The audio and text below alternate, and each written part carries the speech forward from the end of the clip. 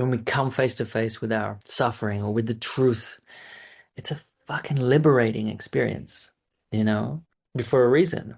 Because it's a reckoning with the truth, and from that place we can actually create something new, you know, because it's based in truth. The reason why this work with ayahuasca is so effective, I believe, is that it's an embodied experience. It brings us to face with what's truth, the truth that we have within us. Or sometimes, you know, really humbly, it shows us how we've kind of created our life, and it shows us in high definition that we are responsible for that, and that, you know, it can give us a roadmap for like where to go from there. You know, the reason that people say that one ayahuasca ceremony is like 10 years of therapy is because in one night, rather than skirting around or rehashing the same old stories and walking down those same old pathways again and again and again, ayahuasca kind of brings us straight to the core. And the beautiful thing with ayahuasca is that it reminds us of that truth that we have agency and we are the creators of our own universe, because it's creation energy itself, you know. It really helps us to connect with something so vast and so creative, and that can be really inspiring. It can help us to remember that I have it all within me, and I am the one that's choosing every facet of my life, and like I can create the way I want, you know, and I can stop creating in these ways that I don't want anymore. Hello, beautiful people. Welcome back to our podcast, Ayahuasca Avatars. Today I'm here with Niels, and he's going to talk about his center, Anamkara, and his journey with the medicine, the Mother Ayahuasca, and his vision coming to life in Costa Rica. And I'm excited to dive into this conversation. So, welcome, Niels. How are you today? Thank you, Nina. I'm great. I'm great. Thank you. Yeah, good to be here. Thank you for having me, and yeah, excited to have a nice, heartfelt conversation with you and get to know you too. Thank you. Where are you from originally? I'm hearing some accent of Yeah, particular origin. my accent's pretty confused, but originally I'm Australian. That's what I thought. But I'm a little bit of a mix. My mother's Swedish, my dad's Australian. I grew up in both places a little bit, and but I lived in Peru for a decade, and I've been in Latin America for a bit over a decade. So all the Spanish gets in there and confuses the accent too. Yes, yes. But the nearest definitely coming from the Swedish side, I assume, right? That's right, yeah. I remember when I was a child, we had this cartoon, the Niels Holgersson, the duck, who was living in. Yeah, Uh-huh. that was it, which just reminded me of. Okay, so I always start with, this question that how did you come across, with psychedelics in general, in particular the Mother Ayahuasca? What motivated or inspired you to start this journey? What kept you on the path? Because a lot of people start and then they, move on to other things. So yeah, tell me a little bit about your story. Sure. Yeah. Yeah, thank you. Um, well, I found myself in Peru in 2012.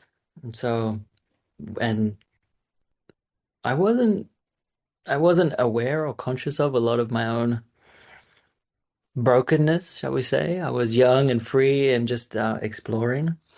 And and yeah, I found myself in Iquitos kind of well before the whole ayahuasca tourism explosion happened a few years later.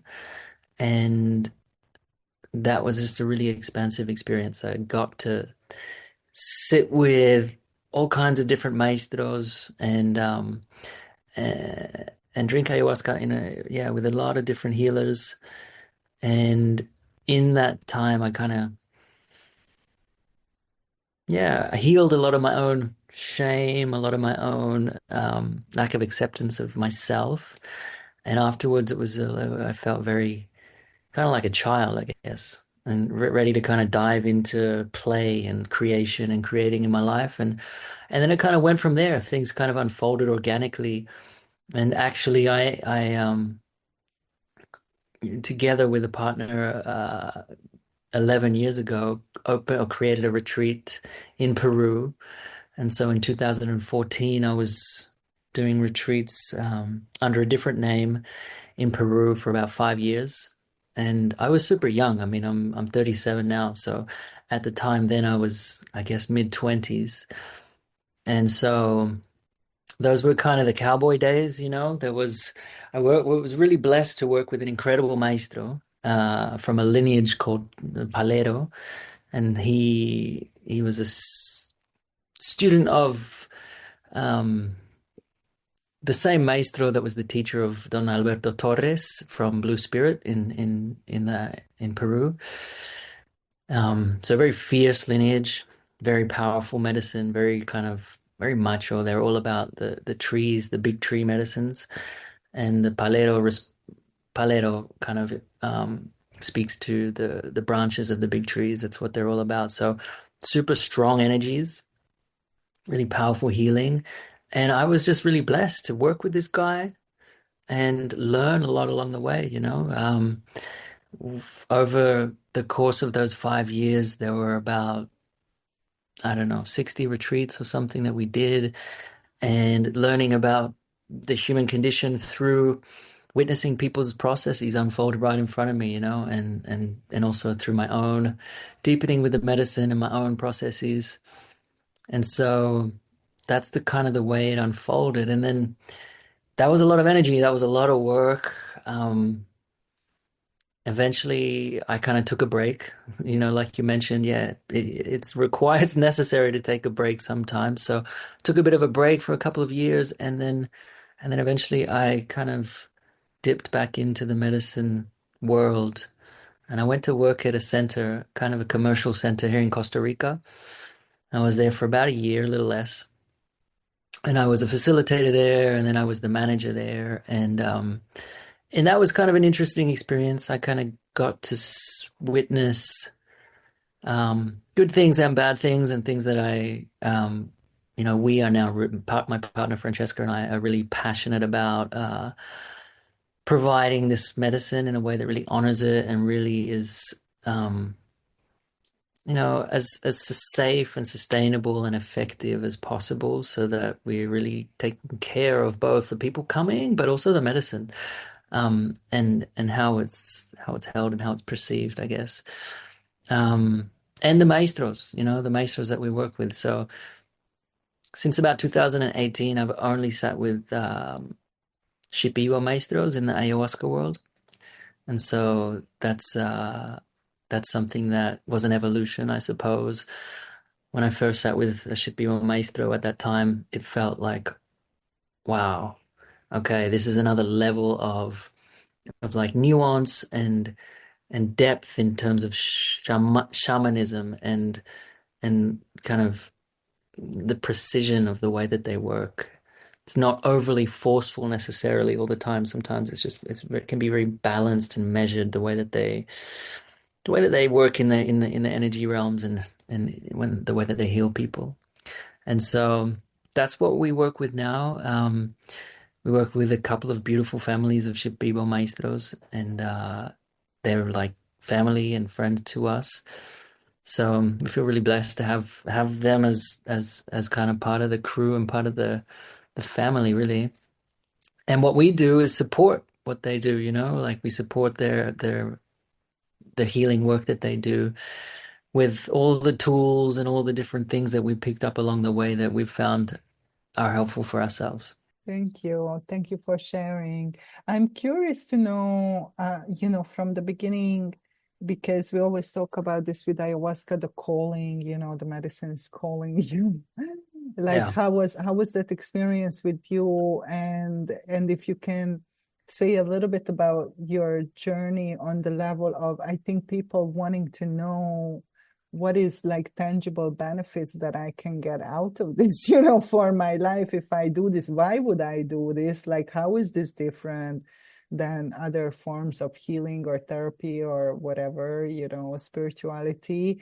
So like what brought you, to this path? And as you started to walk it, if you can say a little bit of what changed and how in your life, so people can relate to, okay, this makes sense. Because I find often people think, oh, this is some spiritual woo-woo and it's nothing to do with me, but it's a lot to do about how you live your everyday life, right? Totally. Yeah. I mean, just for context, right? Like I came from Australia. I left Australia with this intention of sort of um, learning more about the world, learning Spanish, learning through experiencing different cultures. Um, and I left Australia also with a lot of, I guess, kind of like a lot of resentment. Australia is a beautiful country that I love, and I love my Australian identity. And also, the reality is that white Australia is very atheist and doesn't really have a lot of spiritual connection generally. And maybe that's changing more these days. But that, contrasted with the indigenous people in Australia whose their whole way of being is extremely spiritual.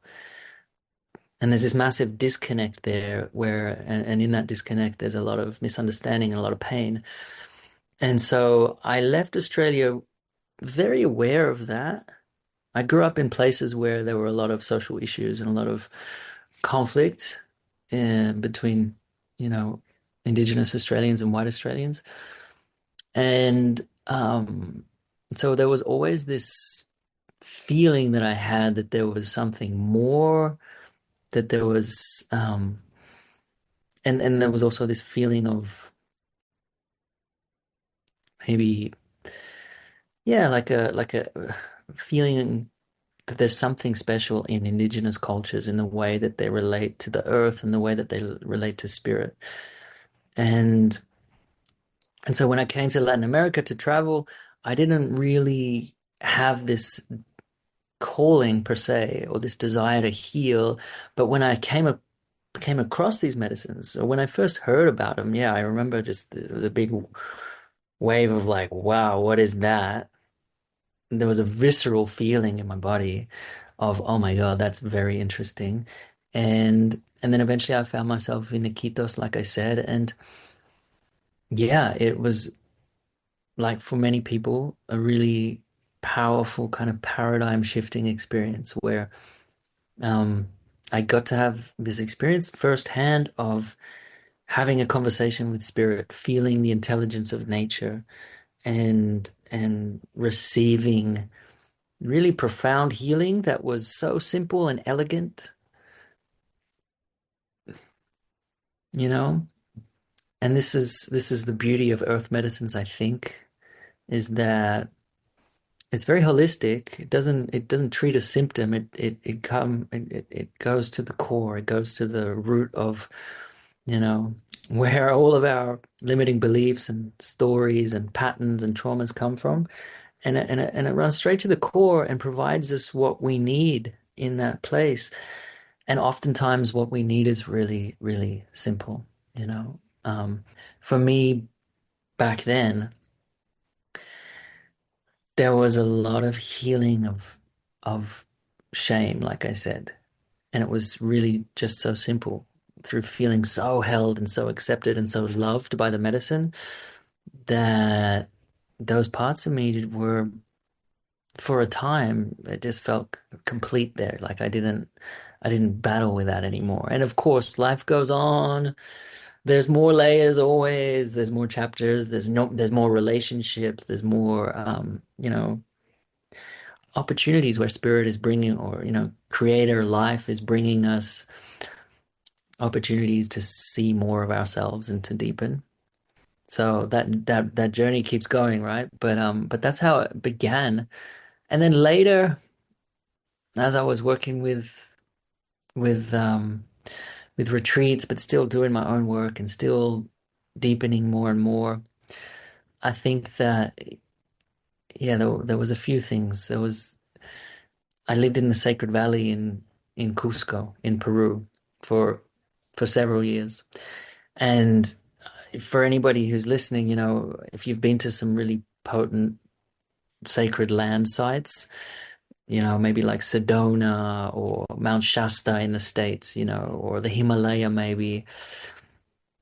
Peru, or sorry, Cusco is one of those places. The mountains, the Apus are potent, and there's just something about it, the way that um, it almost feels like life is very much being informed by the energy of those wise beings of the land, the mountains, and the indigenous culture there really um,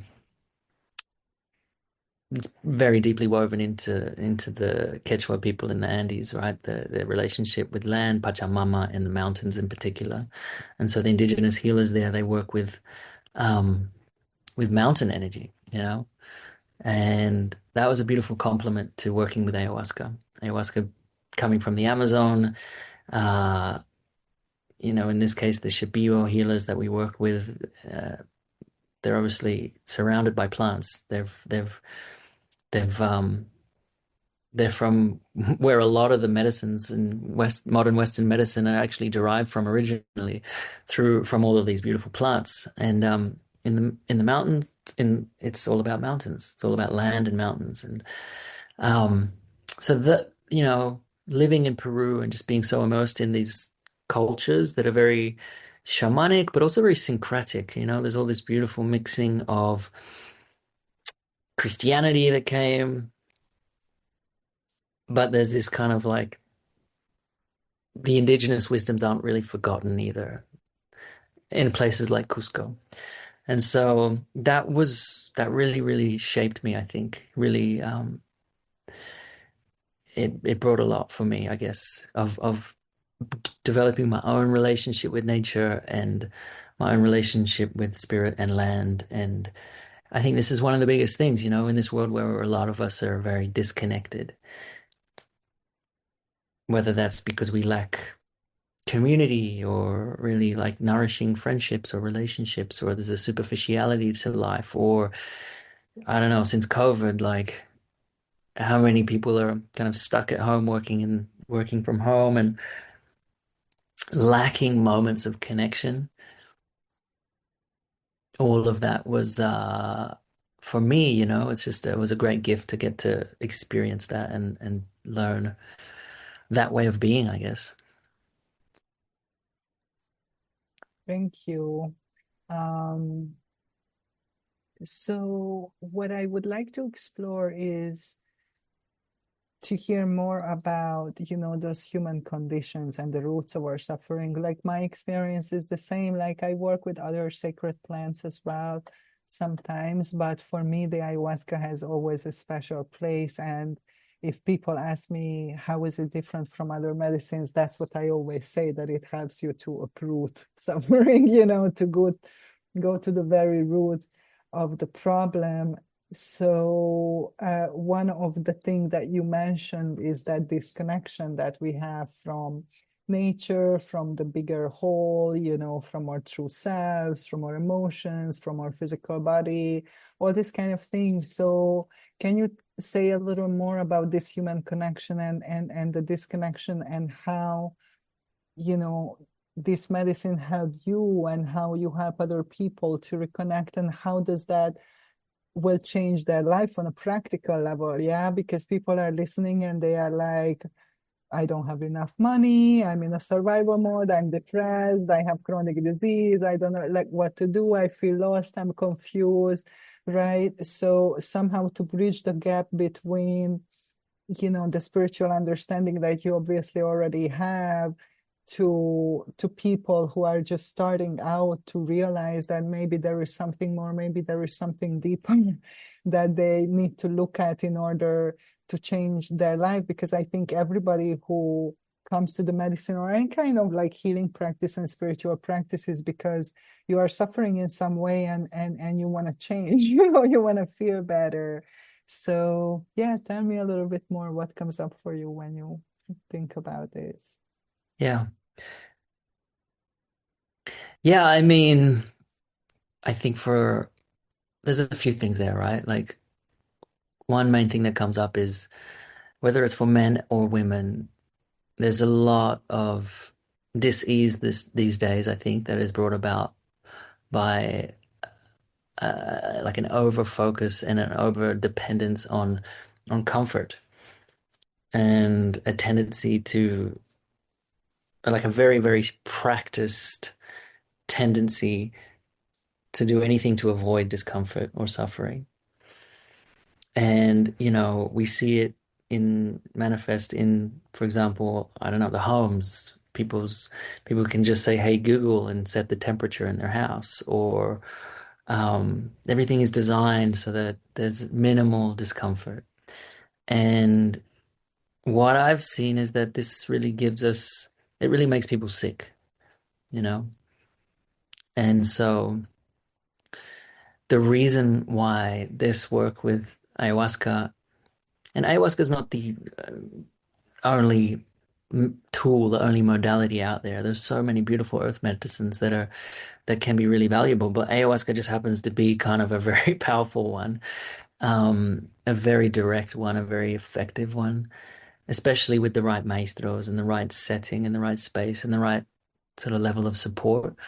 But the reason why it is so effective, I believe, is that it's an embodied experience. It brings us to face with what's truth, the truth that we have within us, whether that's, I don't know, a sea of resentment, you know, or a big, pile of grief, or um, depression, or sadness, or a feeling of not enough.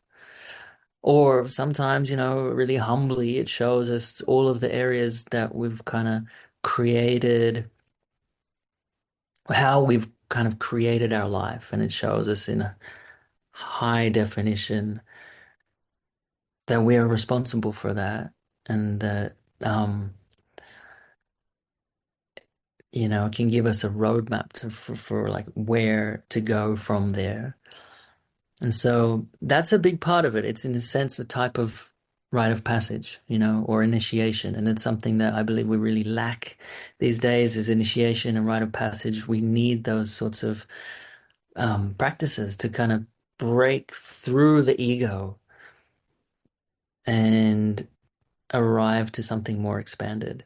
But that journey requires moving through the challenging parts, coming face to face with our suffering. And so there's definitely, the reason that people say that one ayahuasca ceremony is like 10 years of therapy is because in one night, rather than skirting around or rehashing the same old stories and walking down those same old pathways again and again and again, ayahuasca kind of brings us straight to the core of what it is that we need to feel in the moment in a very embodied way. We feel it in our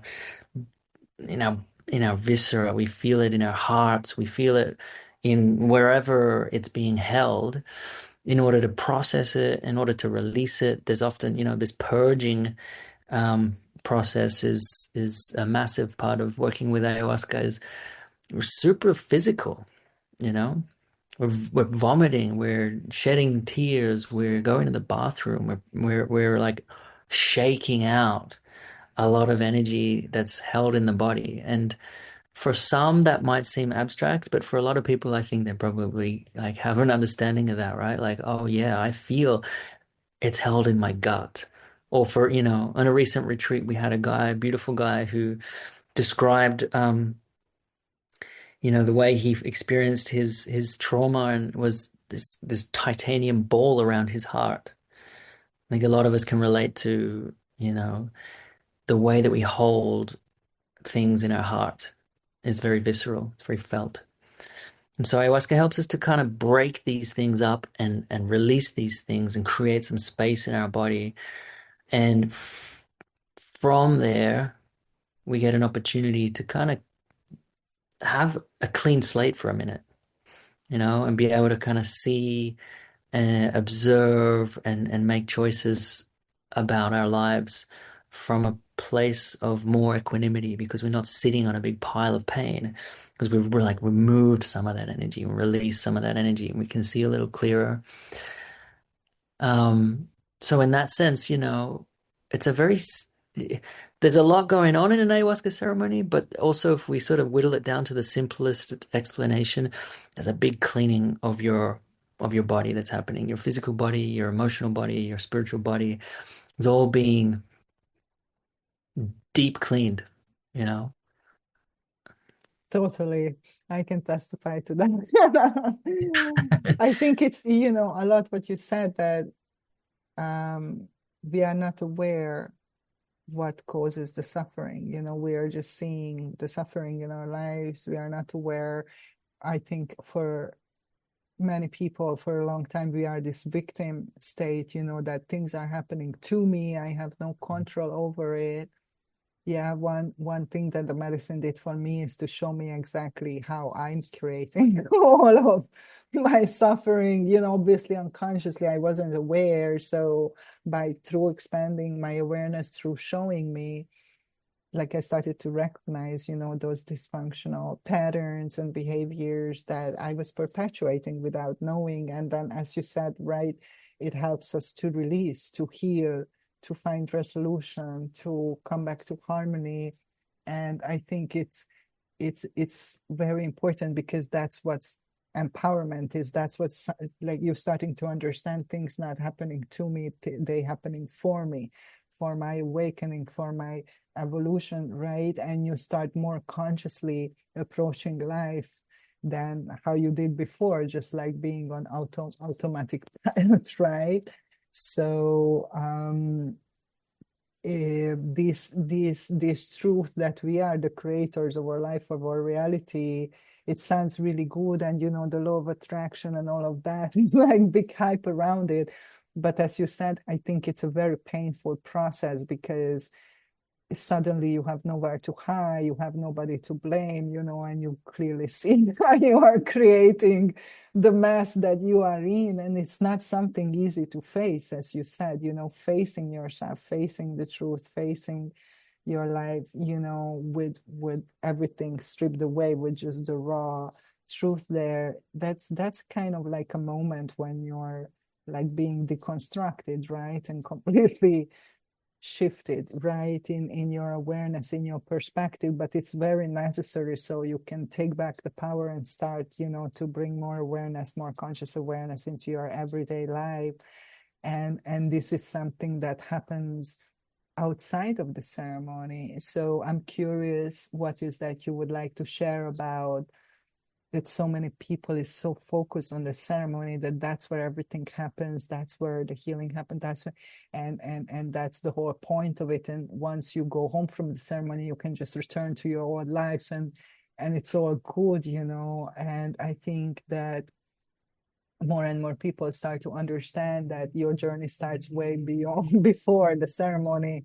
Actually, you enter the ceremony space and it will last, way longer than when the ceremony ends. And what happens during that time, and how can people consciously, co-create during this time, and consciously collaborate, with the medicine and with that awareness that they are having to create real changes in their life. Because that's what I fear happens a lot, that people have amazing downloads or understandings, and then they go back to their life and it just the same old, and this becomes like a memory that, oh yeah, that was like amazing, but it didn't Totally. really translate into my life, on the Totally. practical And level. we're all So guilty of it, right? Like it yeah. happens. It's happened to me a bunch, I mean, a lot of time around this medicine, and I'm a slow learner, extremely slow learner. It's humbling sometimes. But there is this beautiful opportunity with ayahuasca to really create powerful changes in our lives. But it all does still come back to us, like the individual is responsible for what we continue to say yes to, and what we continue, or what we maybe begin to like say no to, if that's been challenging, and becoming the creators of our life. And the beautiful thing with ayahuasca is that it it reminds us of this that truth that we have agency, and we are the creators of our own little universe because it's creation energy itself, you know? It really helps us to connect with something so vast and so creative, and that can be really inspiring. And it can remind us of the fact, and it can help us to remember that, like, I have it all within me, you know, and I am the one that's choosing every facet of my life, and like I can do as I can create the way I want, you know, and I can stop creating in these ways that I don't want anymore. Um, it's a felt sense, though, you know. Sometimes we can conceptualize these things, but to feel it in our body deeply is that's where these earth medicines like ayahuasca are so beautiful because they help us to remember in such a profoundly visceral felt way, like, oh, I've got the power actually, like when we've forgotten so spectacularly and found ourselves so deep in our own victim, you know, consciousness, and so deeply embedded into our pain and our ego stories. And it can help us to really just like cut through that and remember the truth of, you know, who we are and what we're here for. And then on a physical level, you know, they say that it's after working with ayahuasca, our neuroplasticity is like through the roof. And so there is really an opportunity to create new patterns and new pathways in a really powerful way. And what I've seen, you know, I mean, I'm sure you're aware of this, but like every time people come on the retreat, people feel the process began well before they got there. You know, there's like a felt on a soul level. There's an understanding that okay, I'm going into some deep work here, and that alone starts to kick up a process. That alone starts to like there's a gravity to it. You know, and your body and your spirit know. Oh, kind of on some level, we probably know what we're gonna face. Really, you know, we kind of know what we're there for. We don't know um, how it's gonna play out necessarily. But you know, one thing that I like to always remind people of is that actually this process can oftentimes is really beautiful and graceful and like loving as well. The you know, when we come face to face with our suffering or with the truth, it's a fucking liberating experience, you know? It's painful because the what we're practiced so much usually is, you know, avoiding sometimes at all cost that discomfort.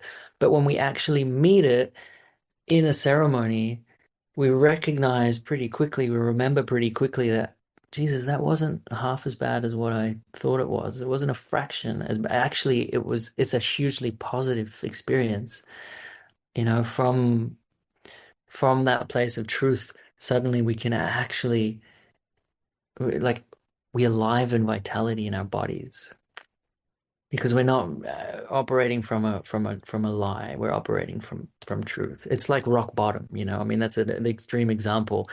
People talk about rock bottom with fondness because for a reason, because it's a reckoning with the truth, and from that place we can actually create something new, you know, because it's based in truth. And so we find aliveness in those moments where we come home to the depth of the truth of our hearts and our bodies. And um yeah, so that's me running on a tangent again, I guess. But I love this medicine, obviously. The way you know, it's a blessing to share it with people, and it's a blessing to share it, especially in this context of the Shipibo Meisters that we work with. Um, they really teach people a lot in the ceremonies. Yeah, that's something I wanted to ask you about. Well, for my first date, I was with the Shipiros, and I kind of stayed true to that lineage, even though I explored Daimi and some other traditions as well. But yeah, for me, it's like going to the root is Shipibo. That's like, I don't know, I have some special, not saying that other traditions are not good or anything like that, but definitely I feel some resonance with it. And I remember, my very first dieta, I was there's gonna be no light, not even a candle, nothing. We're gonna sit in the pitch black. At that time, I was afraid of the dark just by itself, not even talking about medicine. I was Uh, just uncomfortable to be in darkness.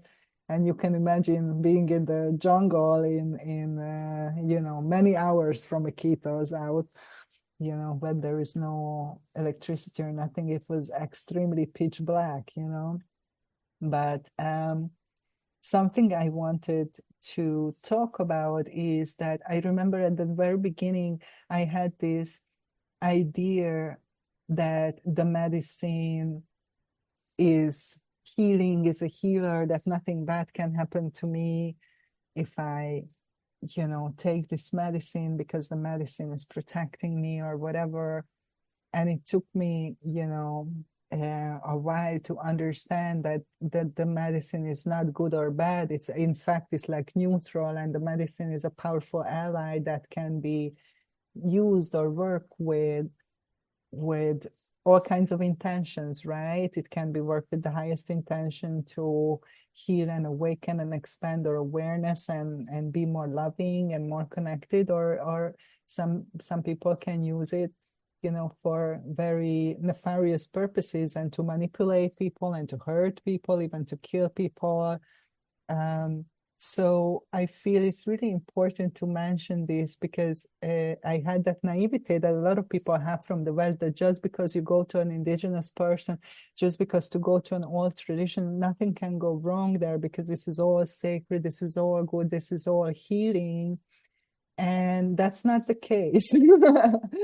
So, can you tell me a little bit about that, or what was your experience, or how do you discern, mm, even when you started drinking and the people who you drink medicine with, who you learned from? Why is that extremely important to discern, to connect with people with the highest level of integrity, ethics, love, unconditional love, the intention to serve the highest good, all these kind of things, because people don't understand that it's not just the medicine that heals, but everything that comes with it, the prayers that go into the medicine, how the medicine was harvested, who harvested it, who cooked that medicine, who serves that medicine, who creates the space, when it is served. And for a Western mind, this is, at the beginning, it doesn't make a lot of sense because it's not so tangible. Like, okay, the medicine is in a cup, you can drink it, but mhm. it's extremely important, and a lot of people get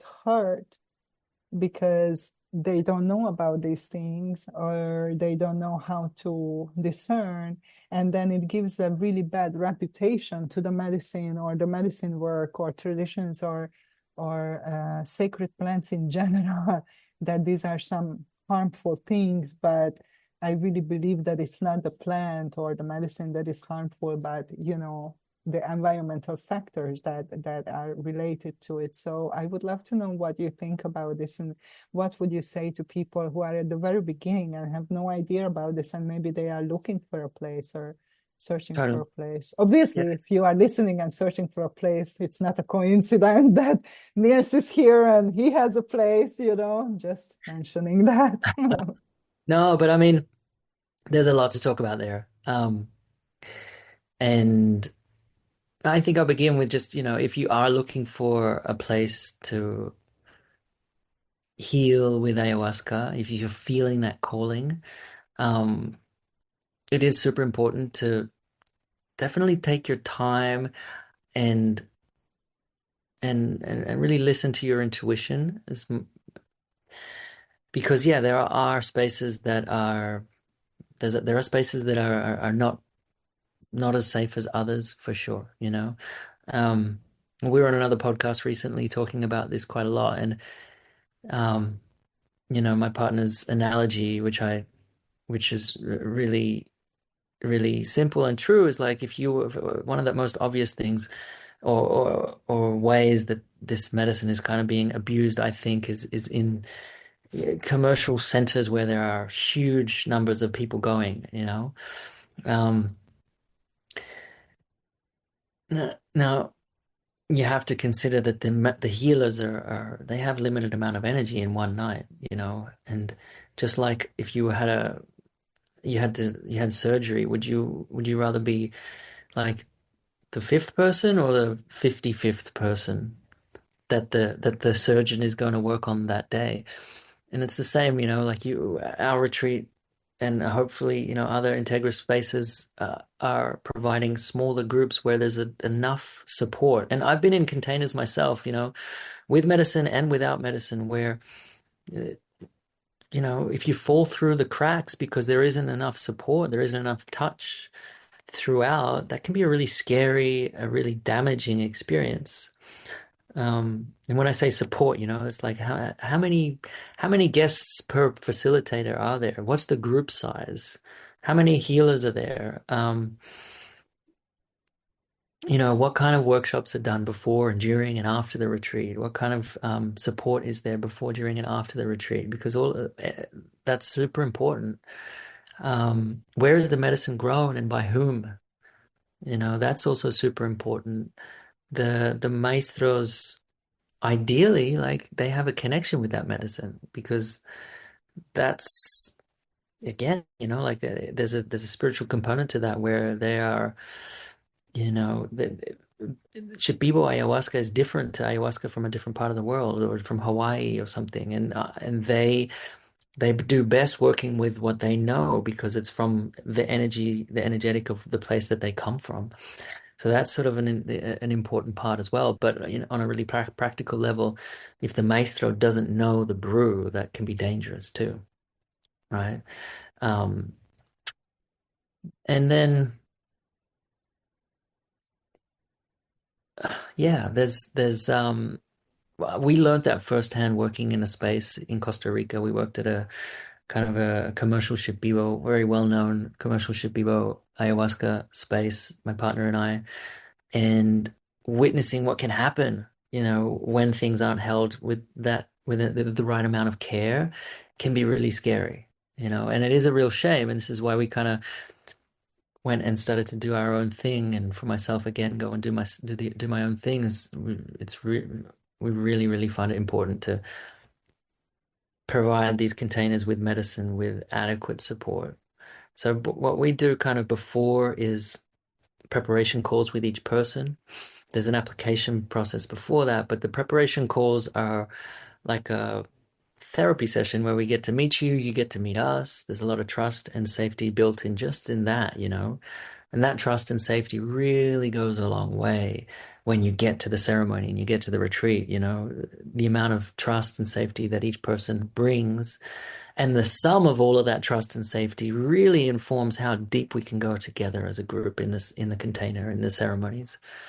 Um, the group size we keep small. Like we the maestros that we work with, they've told us that they don't like to work with more than 15 people. Our group sizes usually range between 10 and 12, 13-ish. We max out at 15, 16 because that's what they tell us, right? That's what they tell us. And that's important too, is that there's like a healthy communication between the maestros who are doing the work in the ceremonies and whoever's kind of um, providing the container.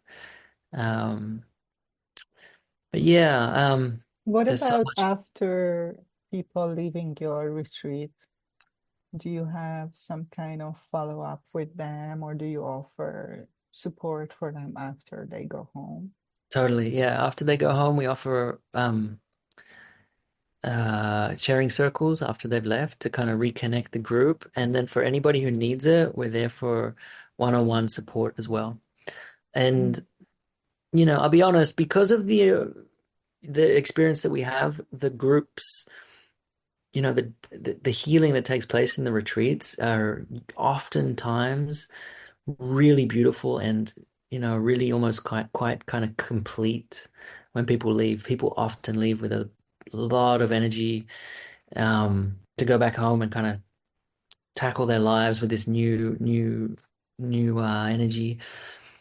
But then it's important to have that option for people because sometimes the experience with ayahuasca is it needs to be a little more challenging. Sometimes we kind of need to be to open up a deeper process that's a little more extended than just the parameters of the retreat, so that um, what we really need to face and integrate and heal can Right. actually be worked through. And so that's what that support is there for. Yeah. So, and another thing, that I would like to know your take on is, the money part of it, because it's not just the commercial, that these centers have huge amounts of people. And I mean, people who listen to this podcast probably are aware of the fall of Soul Quest. That was one of the biggest church in the United States, and for years there was a lot of controversy around it. And then finally, it just fell apart and went down. And the owner, um, oh my gosh, I can't remember his name, but I was talking to him once about this, and he couldn't even speak a lot about this, because I wanted to have him on the podcast, because he's in legal processes right now, being sued by many. So, like, I think, that there is that saying that follow the money, just in general, not strictly to plant medicine, but I think that applies here as well. How the center handles the money, or the people, how much of that money goes back to the indigenous people, where the tradition is coming from, where the medicine is coming from, how the money is shared, how the money is used, transparency around the money, all these kind of things, I think also have a lot to do with that integrity and that safety of that place that we are talking about. Like, what is your take on what you would like to share about this? Yeah. Yeah. I mean, there are more and more spaces that are. It's just, I mean, you can kind of see it straight away, right? If there is a space that charges, sometimes nearly $10,000 to go on a week-long retreat, and the group sizes are 30, 40, 50, up to 70, 80 people. Obviously that's big business. And so you have to kind of ask yourself, like, what is the deeper intention there? Is it centered around protecting and making sure that this medicine is kind of held really well and safely, and sustainably? Because I mean, each person's journey on a retreat with 70 people or 80 people, it's pretty anonymous almost, right? Like, how much care are you really getting in that kind of experience? And how effective and how meaningful is that healing experience going to be compared to one where you actually have a relationship with the maestro that you're working with? You know, that's something that we find really important, is to carve out a fair amount of time where we shut up as facilitators and we let the maestros speak, and we let people speak to the maestros, and we let people, like, it couldn't be any other way, right? Like, they are the doctors that are coming to heal you. And so to have an opportunity to have a dialogue with them is the most important thing, so that they can feel you and feel what's going on within you, understand your desires and your intentions, so that they can, work with you accordingly. But amongst 70 or 80 people, how can you do that, right? Um, yeah, and we're blessed as well. The Shipibo healers, they are very, very skilled at what they're doing. There's a lot of spaces that are, um, people probably sharing medicine with a lot of good intentions, but just not nearly the same level of skill. And that maybe comes from, I mean, if I've worked with Shipibo maestros who've told me themselves that there are Shipibo maestros and then there's Shipibo maestros. There's certain Shipibo maestros who, grew up in the city in Pucallpa, compared to somebody who grew up in the middle of the jungle. Like, there's a difference. They Right. grew up in silence with a lot of, like, with the energies of nature all around them, versus somebody who grew up in the noise of the city. Even though they're Shipibo, there's a difference there. And then you compare that to, like, somebody from the States or from Europe who, again, like, coming from a completely different experience in their upbringing, where there's a lot more inputs, a lot more noise clouding up their space and affecting their their sensitivity, their ability to really connect with the plants and with nature, because that's essentially what they're doing, you know. It's like it's deeply shamanic. Yeah. They go through a process of dieting to to cultivate a connection with plant spirits and master plants, specific special master plants that are each have their own characteristics, each have their own where they are most effectively used for healing, um, what they do in the healing process, and they'll connect with these plants in the dieting process, and it's a beautiful process. Actually, for me, Mm, this is where it all stems from. You know, whether mm, you talk about the walkabout in Indigenous Australians, you know, that kind of initiation of going into silence, or you talk about Vision Quest with mm. North American Indigenous people, which I just came from a Vision Quest in Mexico a week ago.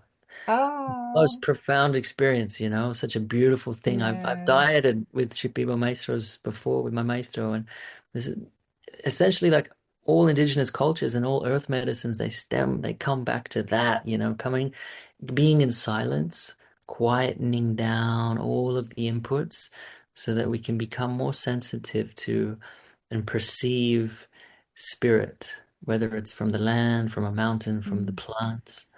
And ayahuasca totally. in this context with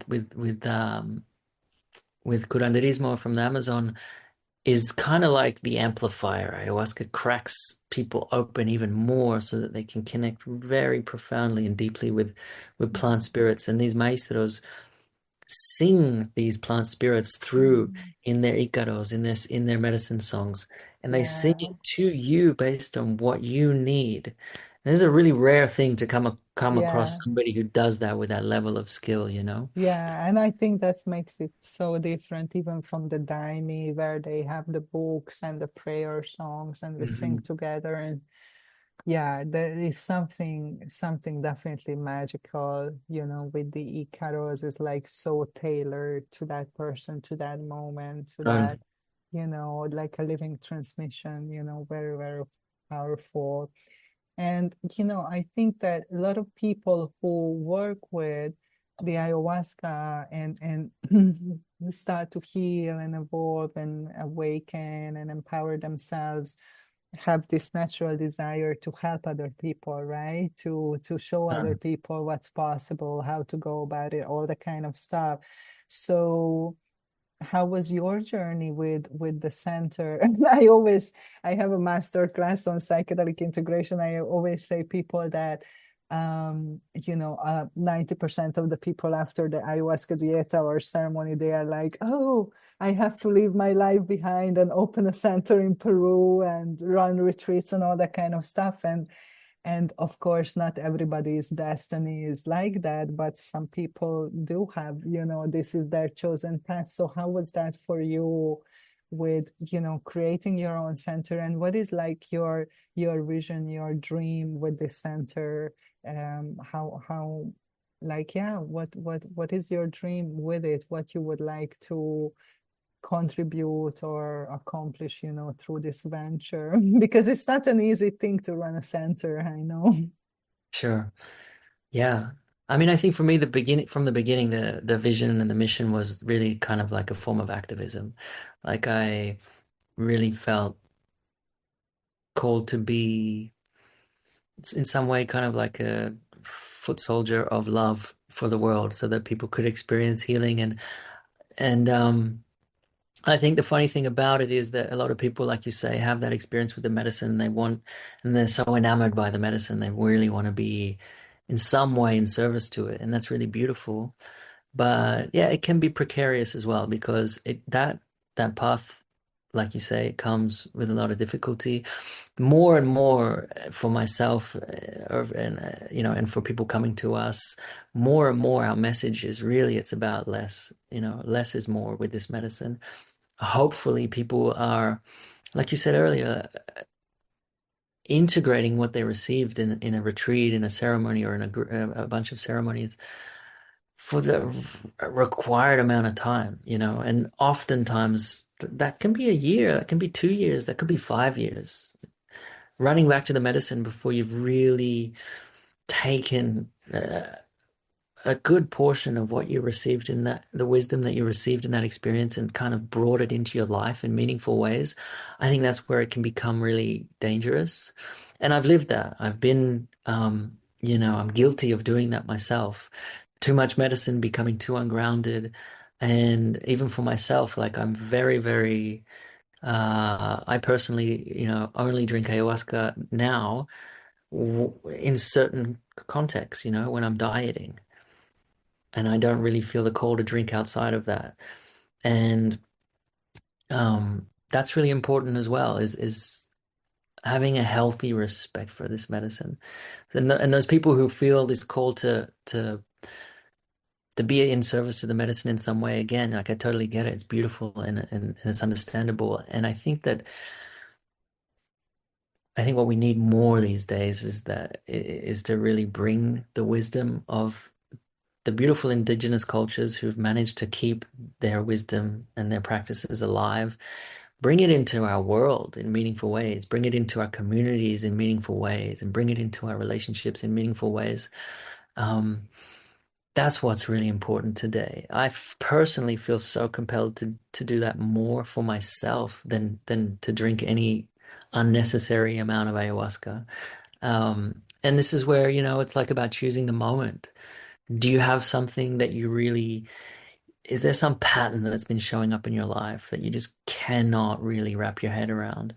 Or is there some trauma that just keeps you perpetuating the same old relationship dynamics or stories or limiting beliefs? Like in those moments, this is a powerful tool, right? But people who are drinking just week in week out ayahuasca in a basement somewhere in the States, like I don't condone that personally. I think that this is where things can get really ungrounded and unsafe and unnecessary as well, right? It's a sacred and finite medicine that I really believe we should be kind of holding with a lot of care and making it really sustainable. Absolutely.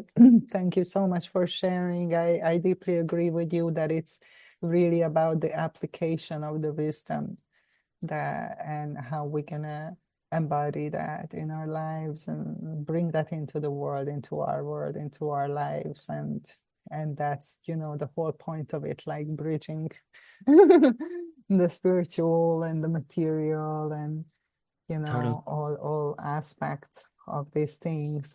Thank you so much. There is so much more we can talk about. Maybe we'll do another episode, and dive into other things. But thank you for sharing. We're gonna share your beautiful website, the information of your center. If people listen to this podcast, if they feel the call, if they resonate with what you said, reach out to Niels, and that would be, I think, a good introduction for people into this path and into this world.